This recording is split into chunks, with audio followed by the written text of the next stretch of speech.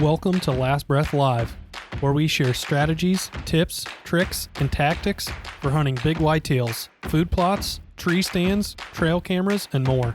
The goal of this series is to bring you educational outdoor content live as it happens in the field. Created by hunters, for hunters, thank you for tuning in to Last Breath Live. Do us a favor and subscribe to our channel. Turn on the bell notifications and drop us a comment in the section below.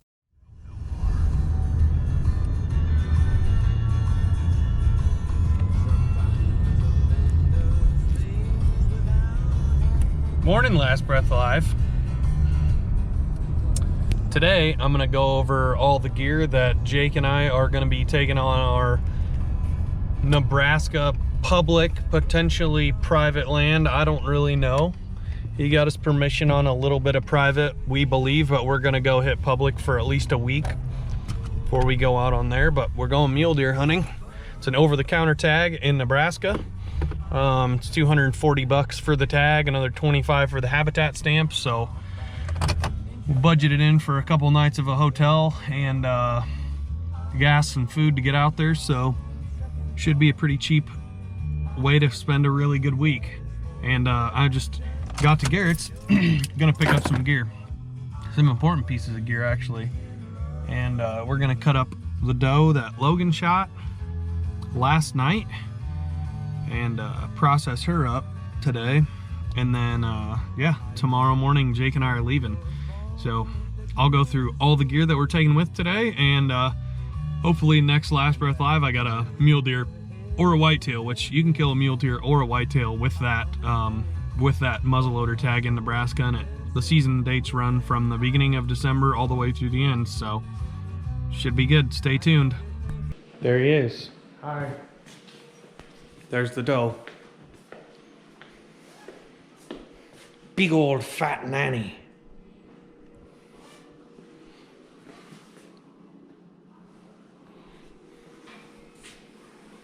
Did you find the slug? No. Passed through. Nice. I was hoping it didn't. But it came out right. So here's the first thing that we're gonna take. This is an important piece of gear right here. They're shooting sticks.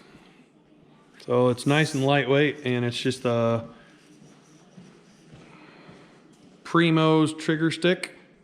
It's called the Jim Shockey Primo's trigger stick, Gen 3. Number important piece of gear number 2 would be our tripod with our fluid head on it. Obviously I'm gonna take the camera gear with me. And the other piece of important gear that we're gonna take are both of these coolers. So Garrett took these coolers with on his elk hunt, and those coolers actually packed an entire elk home. So hopefully, since when Garrett broke it in, hopefully it'll get its first taste of mule deer or whitetail blood in it in about a week. All right, well, we got her cut up. Here's the spoils. So this is half of the deer, quote unquote. So I got half the roasts, and then got some inner loins and some ground deer. So got about 30 pounds of meat here. And then got Garrett's 2 big coolers that he went elk hunting with. So we need those, camera to film, and shooting sticks here. So got the camera tripod, then the shooting sticks, and then got this like smaller gun vise. So I'm gonna call Jake and see what he wants to bring, if he would rather bring the gun vise or this. So weight restrictions are obviously a thing we're taking into consideration, just because we're going to be walking around a lot, but see what he wants to do. Just pulled into the old Wally World. Oops. So I'm going to go and get Jake the food that he wants. So he called mini wheats shredded wheats. Pretty lame, Jake, but I'm gonna go in and get the last bit of food, some big Ziploc bags for if we kill, and some stuff to finish up making our trail mix and what we're gonna be eating late at night after we get potentially get our asses kicked all day, but we'll see in a little bit, and then I'll show you the gear that I'm bringing with me. But it's time for the food right now. All right, so here's what we got. Making trail mix. And usually how I do it when I go into the backcountry in Wyoming, and as I get a bunch of different stuff, throw it together and make it and mix it into these bags. So this is Jake's line, J1 through 7, and this is my side, G1 through 7. So we're gonna be hunting for 7 days at least. So I'm gonna make at least that many sacks of trail mix for both. So what I'm gonna do is, I'm gonna take these raisins, chuck them in there. Peanuts, chuck them in. Reese's Pieces, chuck them in. M&M's, chuck them in. This is deer jerky I just made, chuck that in. Chuck the cashews in. Mix it together, and then fill these bags up.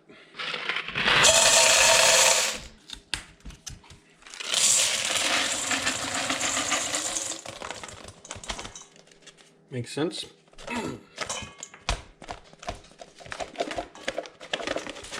There we go. A little more.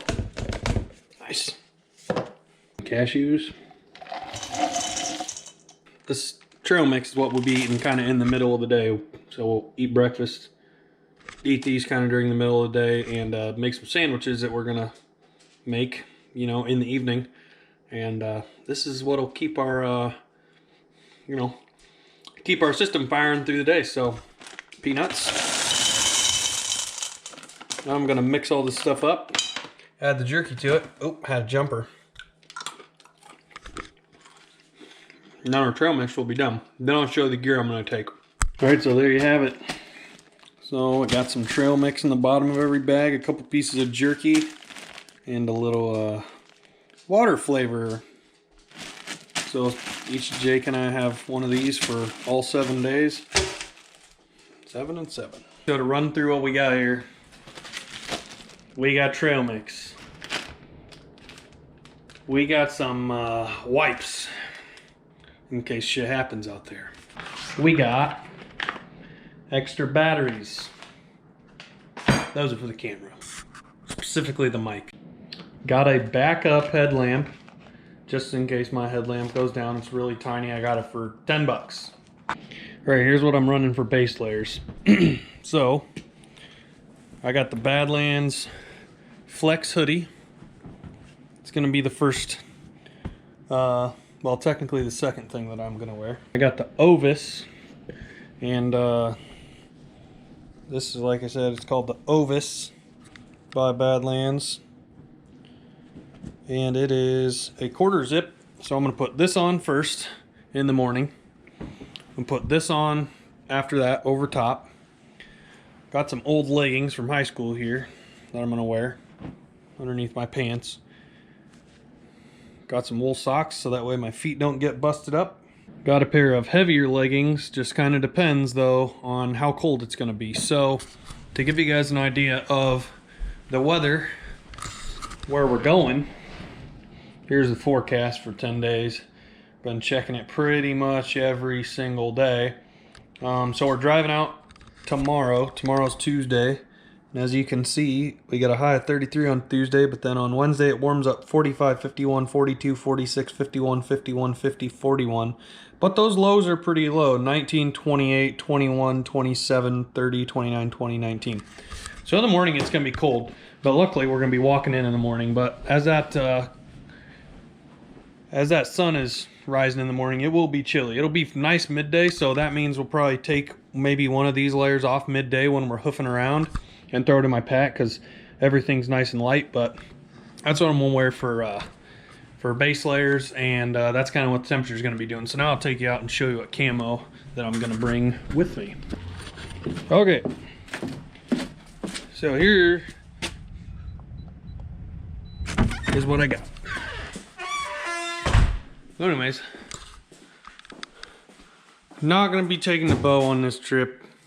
Sad, but that's okay. We'll take it on another trip next year. But here's the gear I'm going to be taking. So I have this thing here. This is called the Outdoor Edge Wildlife It's a pretty sweet like little combination thing that they make. I usually take it backcountry camping every time I go. It's good for filleting fish. And the nice thing about it is it's got 3 knives. You got a caping knife, skinning knife with a small gut hook there, and a fillet knife with a sharpener in there. So I'm taking that in case we get one. Then I gotta get my pack down. There it is. So I'm gonna have to get a ladder and get that down. Maybe I could just jump for it. Yes! There's my pack. That is the, called the Badlands Sacrifice LS. It's been on 8 trips so far for me. And it's been a good pack, and it expands out pretty well. It's a big, oversized day pack. Or, you know, I've been in 6 to 8 day in the mountains camping trips with this, so it's got plenty of space.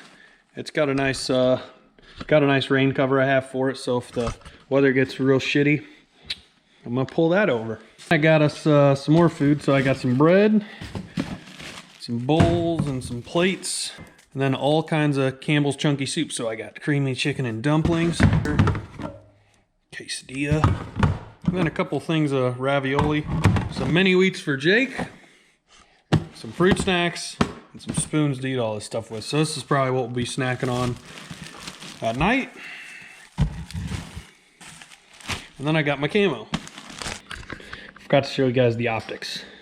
So my friend Shane told me to, Shane from Sandy Hills, he's a guide out in Colorado, and he said you're gonna want a really stable tripod. So I went and picked up this ProMaster tripod to put the spotting scope on. So I got the Vortex 20 by 60 by 60 Diamondback. So just a good spotter, mid-grade. Cost me $500 from a local Field and Stream. So what I'm probably gonna do is use this, see how I like it, and then maybe upgrade this to the Maven CS1, which is Maven's like economy line spotter. So just depending on how I like this one. Shane said that he get a little bit of eye fatigue when he used his Vortex before he got his Maven. So I'm just gonna use this, see how it goes, see how it pans out. Obviously in Illinois you don't need a spotter all that much, so may just flip this one out.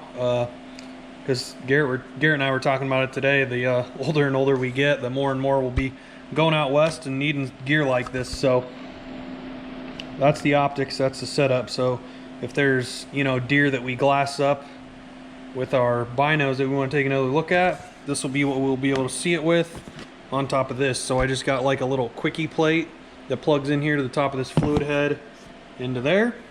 So that ought to help us hopefully lay eyes on the deer that we're gonna kill. So last 2 important pieces of gear I got here is I got these Badlands catalyst pants. So these are super lightweight. There's not much to them insulation wise, but they are waterproof. So, you know, if shit hits the fan out there and it starts downpouring and we're out in the middle of it, or it starts sleeting, snowing, these will keep me airtight on the bottom. And then my other thing, this is the Badlands Venture Jacket. So this is also waterproof on the outside, and got these both in size large. This one's like a streamlined puffy jacket. You can kind of see how there's like some puffy material in there, but it keeps me pretty warm when I'm whitetail hunting, down to like 40 degrees, which that's what it'll be during the daytime. So my plan is I'm gonna take a couple of base layers with me underneath this, and then as it starts heating up, heat starts rising up the mountains, the hills that we're gonna be on top of, then I'll shuck a base layer off and just be wearing this. So that's the plan. Now I just gotta kind of spruce this up a little bit, get that hay bale out of there, and yeah, that's pretty much it. Got all my GoPro stuff, so I got the chest harness, got the window mount. Importantly, I got my other outdoor edge knife, which this one's got a replaceable blade. So this is the this is a pretty sweet knife actually. So this is the razor bone It's a fillet knife, so if we kill one, this will help out. And the nice thing about this knife is it also pairs up with all the other replacement blades that they have. So if I want to replace that with a gut hook, there's the gut hook attachment, which is really sweet. That they've engineered that to make that happen. Then I've got a longer fillet knife blade, and I've got a shorter like skinning blade. So all three of those blades are compatible with this knife right here. So it's a pretty slick little knife, and that's why I'm taking it out there. It's got a lot of uses. So the last thing is my boots. I've just got a pair of Under Armour boots that I've beat the crap out of for like the last 4 years. This will probably be their last trip, but that's pretty much it. So I'm gonna end this one out, get this all organized, get ready for Jake in the morning. Then we're shoving off from Illinois, going about 10 hours west to central and beyond Nebraska. See what we can't get done on some public. See if we can go find one.